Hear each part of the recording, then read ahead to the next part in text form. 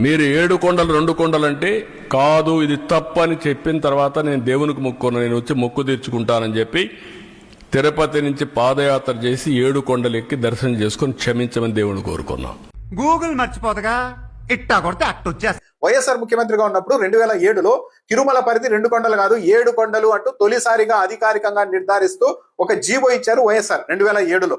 దాంతో పాటు ఆలయాల చుట్టూ తిరుమలతో పాటు ప్రముఖ ఆలయాల పరిసరాల్లో ఎవరు కూడా ఇతర మతస్థులు మత ప్రచారం చేయకూడదు అని నిషేధిస్తూ అదే సమయంలో వైఎస్ఆర్ ఇంకో జీవోను కూడా ఇచ్చారు. ఈ 2 జీవోల్ని నేను ఎత్తేస్తాను అధికారంలోనికి వస్తే అంటూ ఎన్నికల సమయంలో చంద్రబాబు నాయుడు గారు స్వయంగా హామీ ఇచ్చారు. ఎంతకి తెగించారా?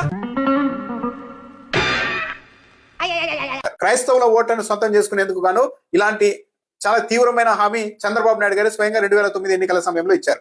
మీరు చేసిన తప్పుకు నేను క్షమాపణ కోరుకున్నా. నువ్వు వేసే యాశాలకి చేసే పనులకైనా సంబంధం ఉందేంట్రా? అసలే సార్ 7 కొండల వాడికి 2 కొండలు చాలు అన్న ఆలోచన విధానం నుంచి పుట్టిన వాళ్ళు ఈరోజు ఏ స్థాయికైనా దిగజారగలరో ఇది చాలా ప్రస్ఫుటంగా మనందరికీ తెలియజేస్తా ఉంది. ఇప్పుడు ఎక్కడ కొట్టాలరా నిన్ను?